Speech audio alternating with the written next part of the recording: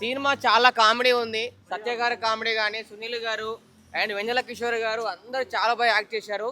ఈ సినిమా పెళ్ళైన వాడు తప్పు చేస్తే ఎలా ఉంటుంది అనేది సినిమా కాన్సెప్ట్.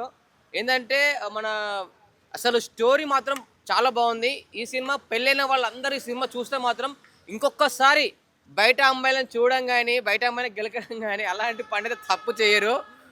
అసలు చాలా అంటే చాలా బాగుంది. స్టోరీ అయితే చాలా బాగుంది. కానీ ప్రతి ఒక్కరూ ఫ్యామిలీస్ మాత్రం ఈ సినిమా చూడాలి. భార్యాభర్తలు మాత్రం కంపల్సరీ సినిమా చూస్తే మాత్రం అయితే ఇంకొక అమ్మాయిని చూడాలి, ఇంకొక అమ్మాయి వెంట పడాలి అని చెప్పేసి ఖచ్చితంగా ఇంకో అమ్మాయి ఏమంటే పడరు. పడితే మాత్రం చుక్కలు చూపిస్తుంది భార్య. అసలు స్టోరీ మాత్రం చాలా డిఫరెంట్గా ఉంది. బాగుంది స్టోరీ.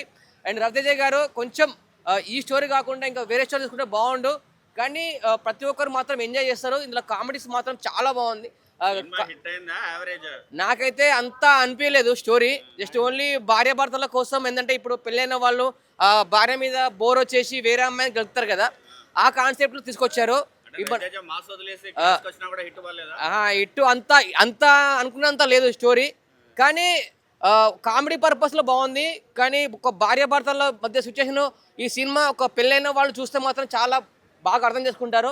ఎందుకంటే చాలా వరకు పెళ్ళైన వాళ్ళు ఏం చేస్తారంటే భార్య మీద బోర్ వచ్చేసి వేరే అమ్మాయిని చూడడము, వేరే అమ్మాయికి ఫోన్ చేయడము, అమ్మాయి కనిపిస్తే సాయి చెప్పడము, భార్యకు చెప్పకుండా చేస్తారు.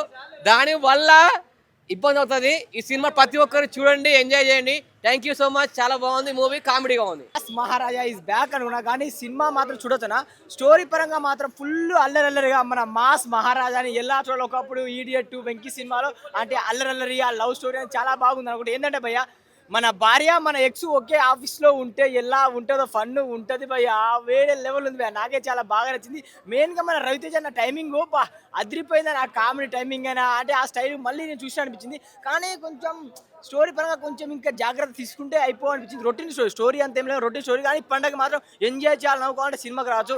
అండ్ ఇద్దరు హీరోలతో డ్యాన్స్ ఉంటుందన్న అబ్బా మన అసలు వామ్మో వాయో అనలేదు. అంటే ఆ సాంగ్స్కి ఇద్దరు హీరోయిన్ మన మాస్ మహారాజా అసలు ఆ బీజిఎం అదిరిపోయింది. నాకే చాలా బాగా నచ్చింది. కానీ ఒకటి ఏంటంటే డైరెక్టర్ గారు కొంచెం అంటే స్టోరీని లెంత్ చేయకుండా షార్ట్ కట్లు చేసి అంటే ఇంకా బాగా తీయొచ్చు కదా సినిమాకి అనిపించింది. అదే చూసినట్టు చూసి అంటే ఎక్స్పెక్ట్ మనం వేరే లెవెల్లో పెట్టుకున్నాం, అది కొంచెం మిస్ అయినట్టు అనిపించింది. కానీ రవితేజ సినిమాకి మాత్రం అన్నకి ఇది బ్యాక్ సినిమా. అంటే ఆయన టైమింగ్, ఆయన ఎంటర్టైన్మెంట్, ఆయన డ్యాన్స్, ఆ టైమింగ్ మాత్రం అదిరిపోయింది. అన్న ఇంకా జాగ్రత్తగా చూసుకుంటే బాగుండు. సినిమా మాత్రం బాగుంది, ఫుల్ ఆఫ్ ఎంటర్టైన్మెంట్. ఎంజాయ్ చేయాలంటే సినిమాకి రండి చూడొచ్చు.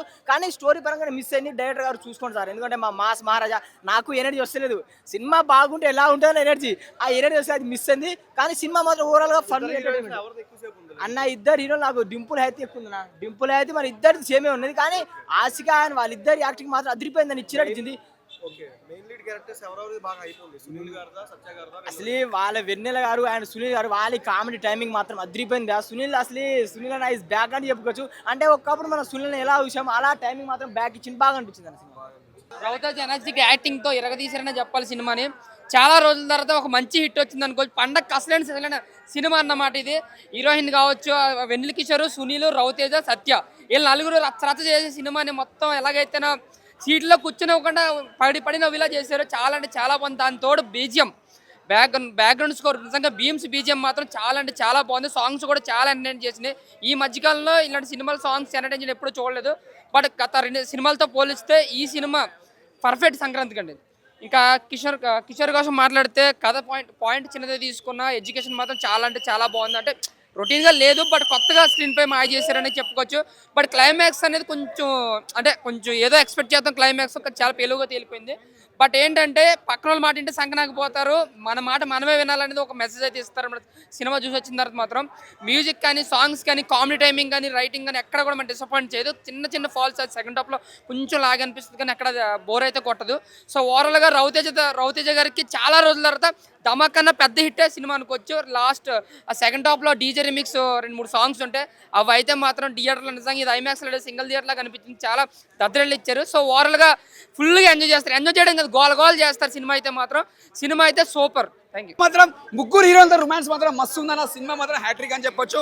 కామెడీ ఆడియన్స్కి మంచి కనెక్ట్ అయ్యి ఆల్రెడీ విక్రమలో ఎంత కామెడీ చేస్తాడో, డాన్స్లో మనం కామెడీ ఎంత చూసినామో, ఈ సినిమాలో కామెడీ మాత్రం చాలా బాగా పెట్టిన డైరెక్టర్ గారు. ఈ సినిమా చాలా డిఫరెంట్ మూవీ అని చెప్పొచ్చు. ఎందుకంటే ముందుగా డైరెక్టర్ గారు చాలా పట్టుదలతో తీసిన సినిమా ఇది. ఒక హిట్ కొట్టాలని చాలా పబ్లిసిటీ బాగా చేయకుండా తక్కువ చేసినా కూడా సినిమా మాత్రం పబ్లిక్లో బాగా వెళ్ళిపోయింది.